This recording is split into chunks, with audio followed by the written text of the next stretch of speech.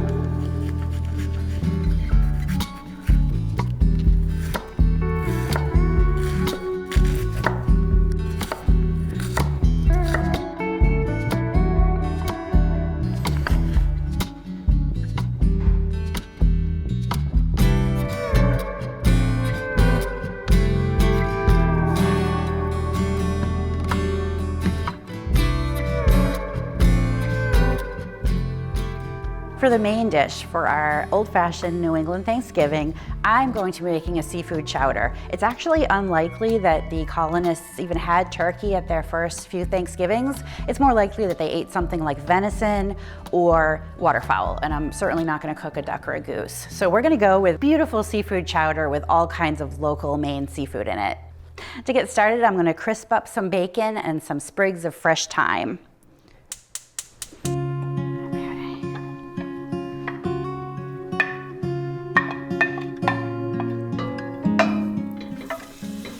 Cook it till the bacon gets really crispy. I'll just let that sit a minute. The thyme is going to impart a really nice flavor into the bacon, and I'm going to save some of the bacon for a pretty garnish on top as well. The bacon smells so good. It's browned, it's sizzling. So now I'm going to put it on a paper towel, and I'm going to sear some scallops in butter.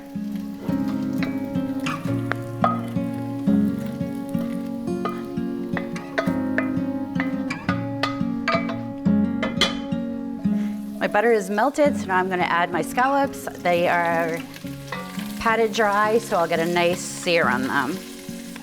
I'm using the bay scallops, the small ones, but if you have the sea scallops, you can just cut them into quarters. You kind of want all your ingredients to be the same size, just so it eats better and you don't have huge chunks of one thing and tiny chunks of another. All right, those are looking good. I'm going to add them to the plate with the bacon, but I'm going to keep the butter and bacon grease in the pan because that's going to be the base of my flavor.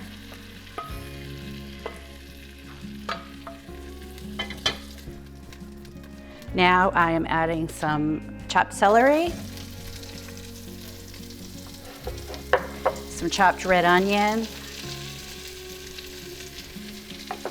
and some peeled and cubed potatoes. All right, I'm just gonna give those another minute or two to soften up a little bit more. And I'm gonna empty my chicken bowl. I put all the scraps and ends and pretty much everything that we're not using, I put in a bowl for my chickens. They can and will eat almost anything. There's so little that I don't give them. White potatoes, citrus, avocados, those are some things that can be problems for chickens to eat. But other than that, meat scraps, fish scraps, vegetables, fruits, grains, they love it all. And that way they'll have a feast when we're having our feast. Okay, the vegetables look great, so now I'm going to add some flour, which is going to be my thickener, so we end up with more of a chowder than a watery soup. Just going to stir that in. Then I'm adding some milk.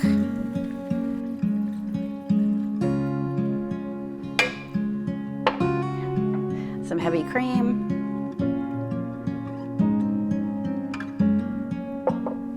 And some fish stock.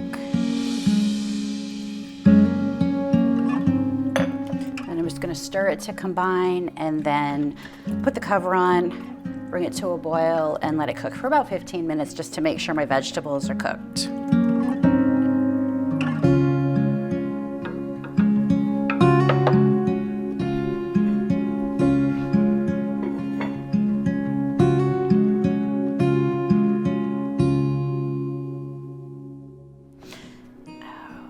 My chowder has thickened up and it smells really, really good. So I am going to add the rest of my ingredients. So I have some shrimp here and also some whitefish. I have haddock. You could use cod, tilapia, halibut, I guess, pretty much any kind of whitefish. You even probably could use salmon if you are a salmon lover. Season those a little bit. These are gonna cook really quickly, so they don't need but 5 or 10 minutes. So I've got some corn and my shrimp.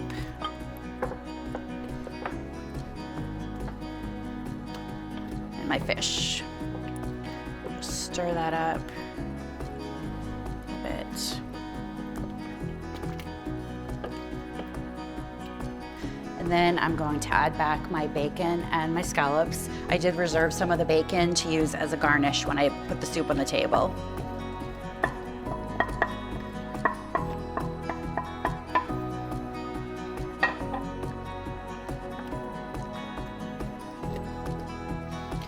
All right, that looks good. I'm just gonna cook it for another 5 or 10 minutes, bring it up to a boil, make sure everything is fully cooked, and then I'm just going to keep it warm until it's time for dinner.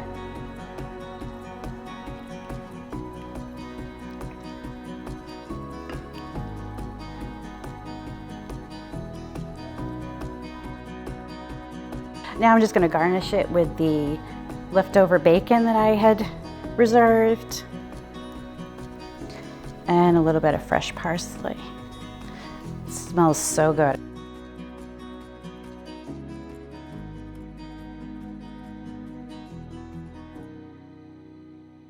Next, I'm going to be making some homemade spiced cranberry sauce for our Thanksgiving dinner. Cranberries are very much New England and likely something that people were eating almost right from the start when they got here. My grandparents came to this country from Finland, on both sides actually, but on my mom's side, they came from Finland and they settled on Cape Cod and they worked on cranberry bogs as their first job when they got to this country. So for me personally, cranberry sauce has a lot of meaning and it reminds me of home. So to get started, I'm gonna heat my pan up. Then I'm gonna add some water and some cranberry juice.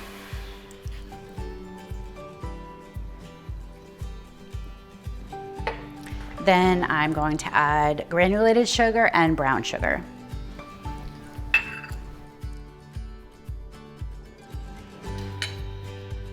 And I'm just gonna whisk it until everything is nicely combined.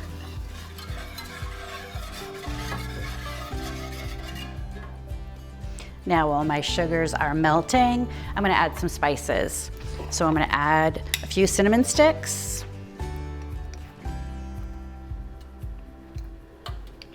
and some star anise. This has a really nice licorice flavor, and it looks like a star, so it's really pretty. And also some vanilla.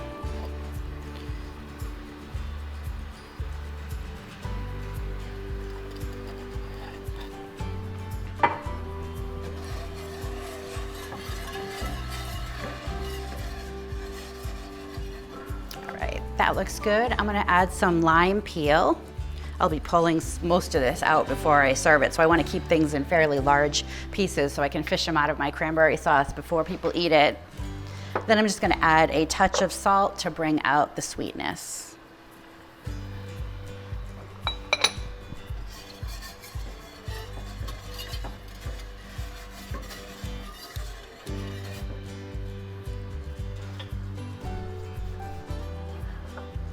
This is also a great recipe for Christmas. It doesn't have to just be for Thanksgiving. I use a lot of Christmas spices in it. So we're at a boil now, and I'm gonna add my fresh cranberries. You can also use frozen.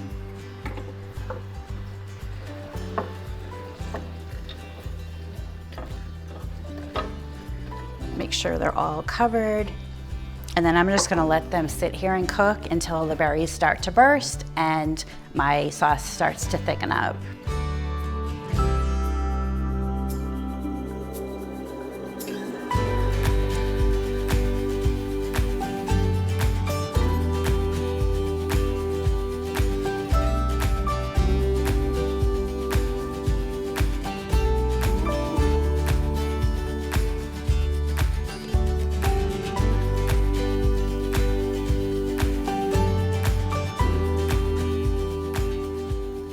My cranberry sauce is nice and thick now, so it's done. I'm just gonna pull out my lime peels, cinnamon sticks, and star anise and put it in a bowl, and it'll be ready for dinner.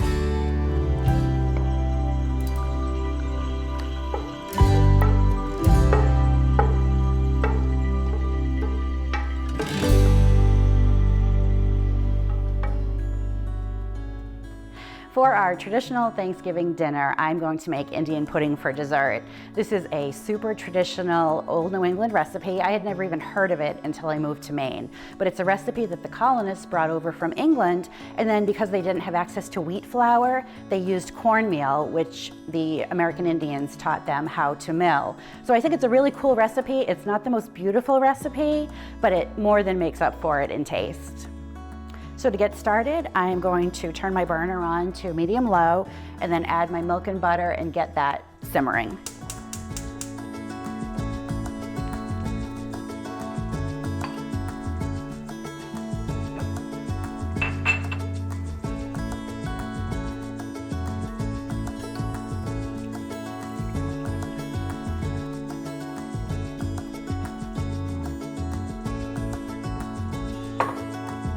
And I'm just gonna wait until the butter melts and I get a couple bubbles around the edges before I add the cornmeal.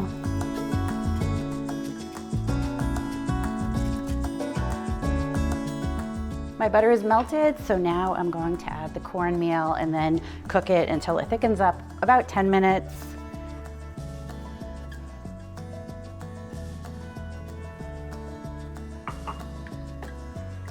I want it to get all nice and thick and bubbly before I start adding my eggs and my spices.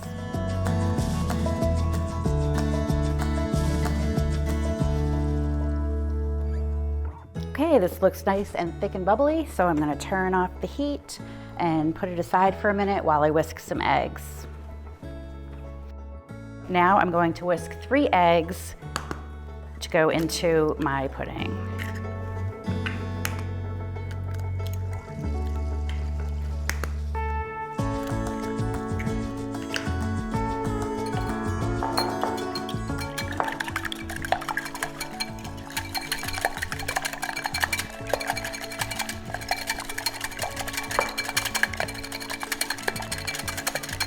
There are no leaveners in this pudding, so the only thing that's going to make it rise is my eggs. So I want to make sure that they're beaten really well before I add them.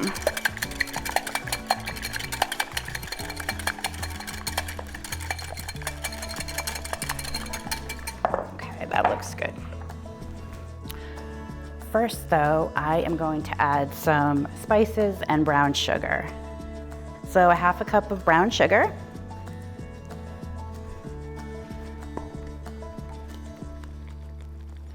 Just stir that in to get all the lumps out. And a half a cup of molasses.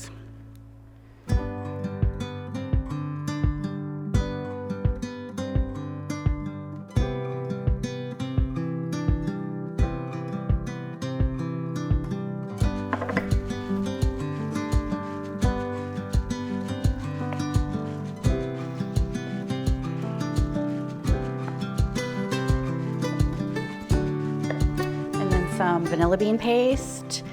You can also use vanilla extract. I just happen to like the paste. It is kind of thick like molasses, and it doesn't have that alcohol taste you sometimes get with the extract, and it also gives you those wonderful flecks in your finished dish. So you can substitute in the paste anytime a recipe calls for vanilla extract. It's a 1-for-1 substitution.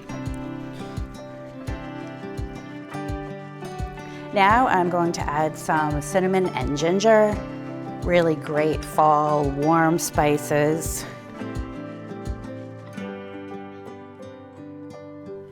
Then I'm going to grate some nutmeg into the pudding. I like to use whole nutmeg and grate it as needed because it's a lot fresher and you're just going to get a better flavor from it that way. Then I'm just going to add a pinch of salt before I add my eggs. Perfect. Now I'm just going to slowly pour the eggs in, stir while I pour them so they don't scramble and curdle as I'm adding them. They're gonna bind the whole pudding together, give it a little richness.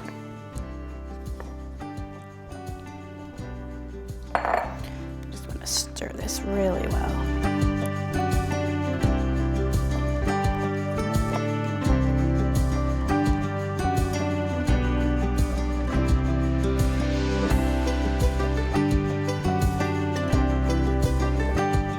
All right, that's mixed, so now I'm gonna pour it into my buttered pan.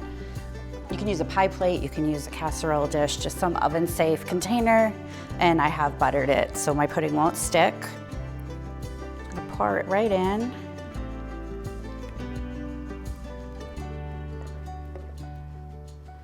Now I'm gonna put it in the oven at 300 degrees for about 2 hours. I wanna cook it till it's set and glossy on top.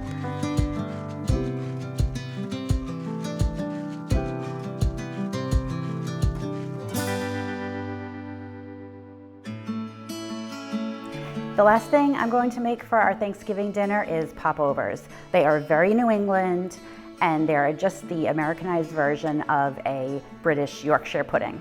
They are traditionally made in a popover pan, which is a very deep cupcake or muffin tin, but if you only have a cupcake or muffin tin, you can make a parchment sleeve like this and put it inside so the popover has somewhere to rise up instead of overflowing over your pan. But I'm gonna use a popover pan. I have melted butter into each of the compartments, and I'm just going to brush it up the sides of each. I've got my oven preheating to 425 degrees. If you just pop your pan in for a couple minutes to melt the butter while the oven's preheating, that works really well. So I've got all my compartments greased. Then I'm gonna make the batter. It's kind of like a really thin pancake batter. So first I'm gonna add 4 eggs.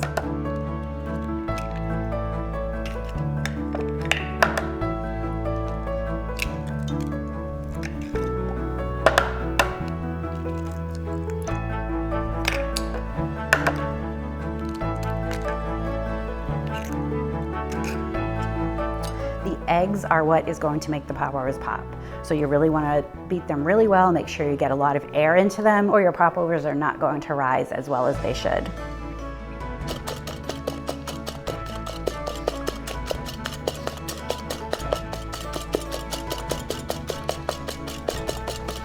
That looks really good. They're nice and bubbly and lemon yellow, and I've got a lot of air into them. So now I am going to add some milk. Just whisk that a little bit to combine it. Then I'm going to add some flour. And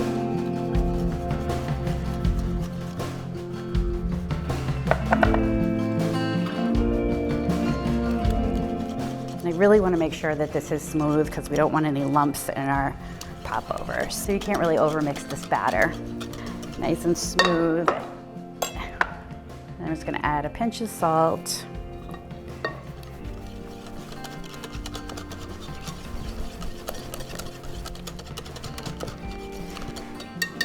That batter looks really good. I'm just gonna pour it into my cup measure, and I'm just gonna let it sit for 30 minutes, just to let it rest, relax a little bit before it gets baked.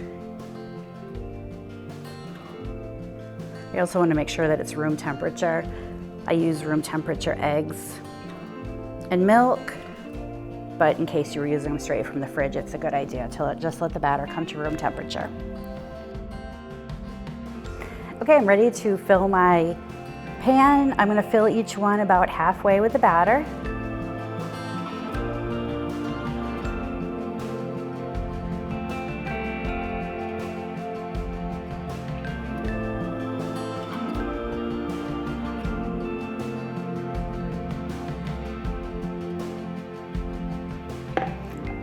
Okay, now these will go in the oven at 425 degrees for 15 minutes, and then I'll turn the oven down to 350 degrees for another 15 minutes without opening the door or my popovers will fall.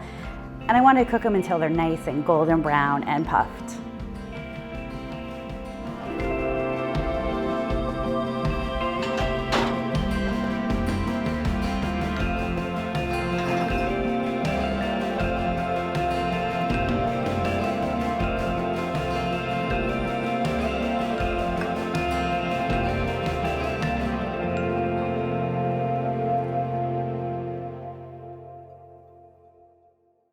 Hey, chickies. Hey, ducks. Come on, you guys. Good. Come on, chickies. Come on.